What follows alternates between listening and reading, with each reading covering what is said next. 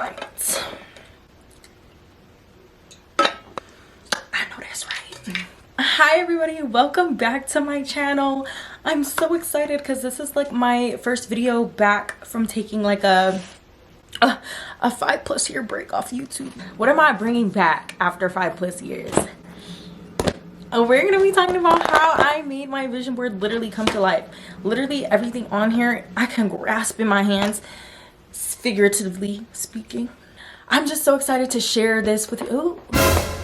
Ciao. Anyways, I'm just so excited to share about how I have changed my mindset and how I accomplish my goals when I'm like really fixated on them, and how your journey may be different. I also want to talk about what to put on your specific board that you want to make, tips and tricks, things I didn't improve on from this board, and then why I'm going to be making my next board, and I'm going to be naming it a prayer board rather than a vision board.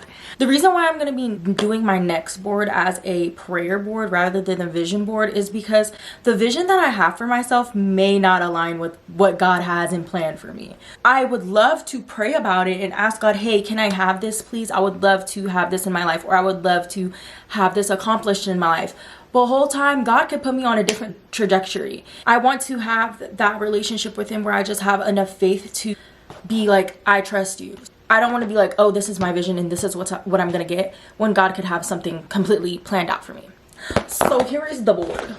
Look at her. Yeah, nice. Very you get the gist. So the first thing on my list was to travel. Previously to making this, I've only been to my sister state, so the state that's like right next to me, and everybody goes to the sister state. I just wanted to like go somewhere, like go. And literally a month later after making this, I went to Atlanta, baby. And I've always wanted to go to Atlanta. I wanted to go to college there and all that good stuff. And I just fell in love with the city for real. I was like, oh my gosh, I need to travel some more. With that trip, it was very, oh, I'm just gonna go. I want to travel, so therefore I'm gonna take this opportunity to get out of my city. The next thing on my list is a 3.0 GPA. Now listen, during this time, I had entered second semester of junior year, and baby, that GPA was so hard for me to maintain. I don't know why it was.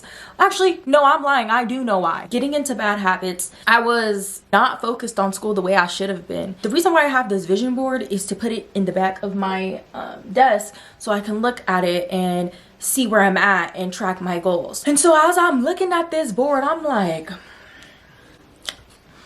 you need to get serious, V, because what is this? What's going on right now? Like, I'm very confused. I still put through. I was able to still maintain that, but I knew I was setting the bar low, so I just didn't feel good about where I ended that semester.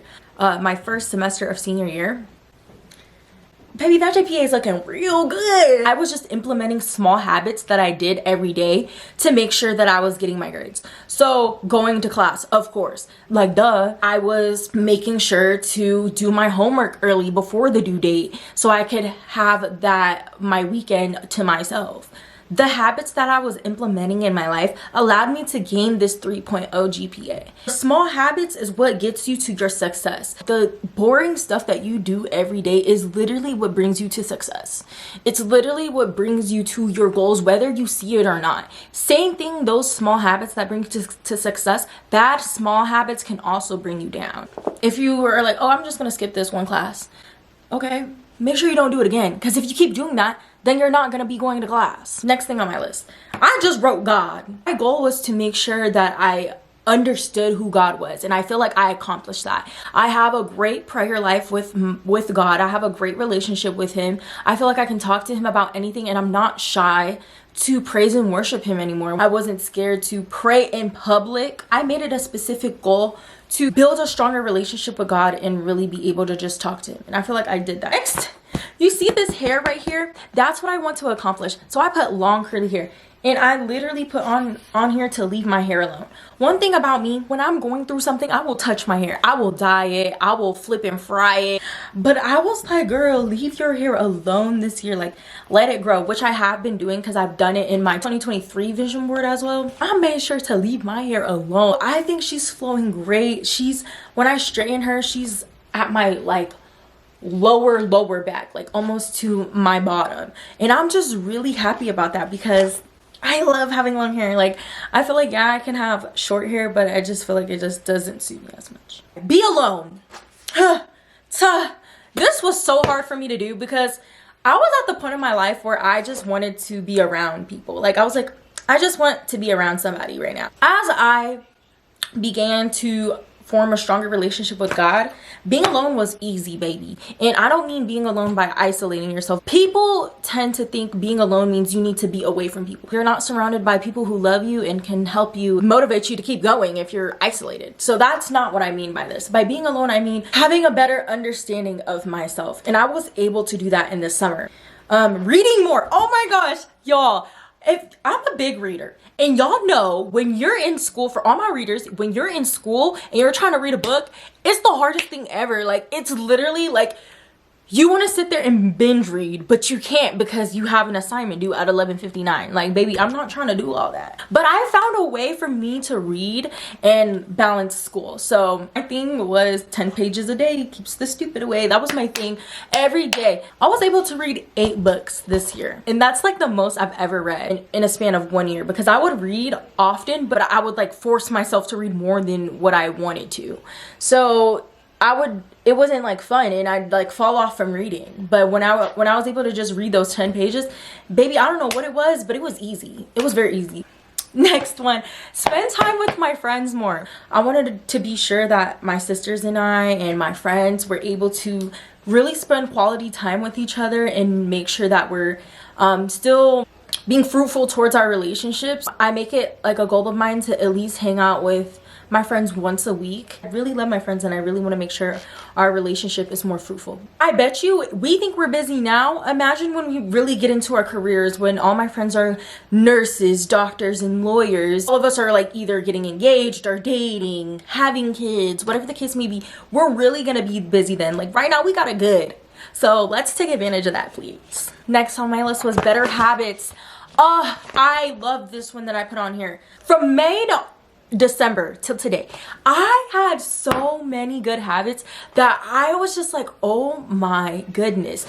I literally had so many good habits. Like, I've always made it a habit to go to the gym, but I made sure to meal prep every week. I found a way to look at my bank account once a week so I know how to budget and plan financially for the upcoming month.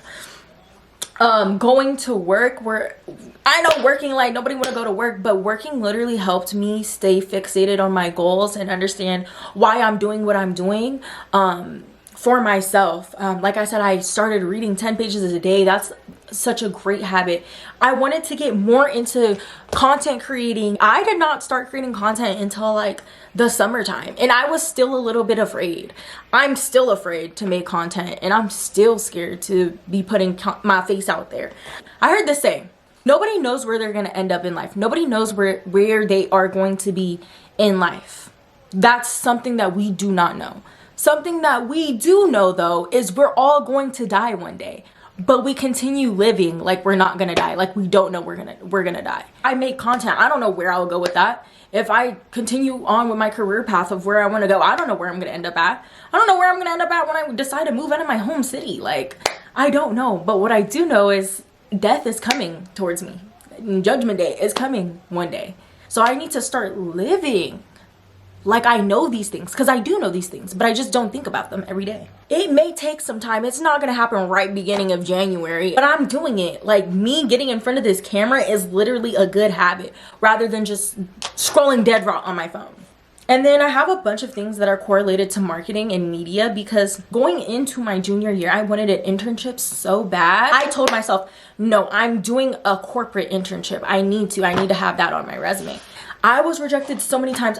Baby, the summer I locked in, I got a corporate internship, and I was literally a corporate girly. And then my senior year, I just started this internship. I got it at a well-known company. Just felt so easy. It literally felt so easy, and it landed right in my lap like it was meant for me. It like just doesn't seem real to me. Like, that's something that I was like, OMG, because do you not know how many rejections I had to go through before I found those internships?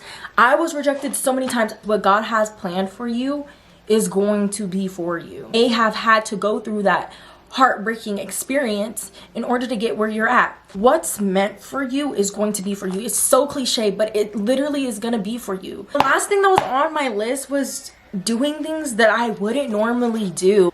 Going to a cafe to do homework by myself. I wouldn't normally do that. Taking a walk in the park. I wouldn't normally do that. Like, I never really thought to do something like that. And it doesn't necessarily need to be something that's like uncomfortable to you, but doing something that you would have never thought you would want to do.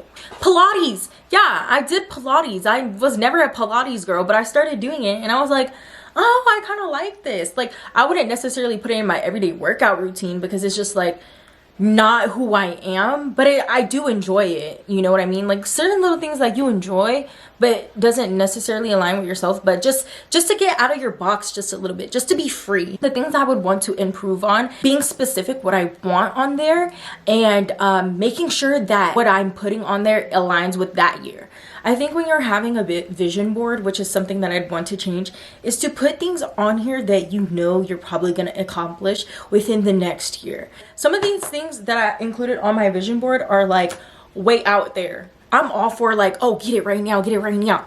But I'm also for being realistic and setting a specific time frame for you. But one of the things that I had on here was buying a motorcycle. Baby, I still want that bike, but I'm not buying a motorcycle right now. I have other things to prioritize right now. But it was basically on there to insinuate that I was going to get that bike soon. And who knows, maybe from 2 years from now, I won't even want that bike. Your goals are going to constantly change. I like to separate my goals in different time spans, so it helps me focus on those goals rather than just trying to do everything all at once, which is why I kept a vision journal or a prayer journal. I write everything in here that's me praying to the Lord about certain things, me writing to God specifically about how I feel about my day and things that I wanted. I will write certain specific goals that I have in mind and I ask God to like bless me with that. I remember I wrote in my notebook like this is the time to lock in, and I had my summer goals. So I specifically had summer goals on here. And did I knock them all? Of course I did. And then specifically in this journal, guys, I pray to God about everything. I do little workshops. Like, I'll do a SWOT analysis on me. If you don't know that, SWOT analysis is something that you learn in business, and it's literally from perspective of what are the business's strengths, weaknesses, threats, and opportunity for growth. So I looked at my SWOT analysis, like what are my strengths, what are my weaknesses, what are my threats, and where is my opportunity to grow at. I also wanted to say, like, I really don't like that term rebrand yourself. You're not rebranding yourself. You're still gonna be you. God made you the way you are and intended for you to be who you are. So I think we're always changing, but we're not necessarily rebranding ourselves. We're just ourselves, but in a different time and experiencing new things in the world. But that is it for this YouTube video, guys. I really hope you enjoyed. I hope I explained everything well. I just feel like this is a great video since I know the new year's starting. I really enjoyed making it for you guys. I have more stuff coming out soon, but hope you guys have a great day and thank you for watching.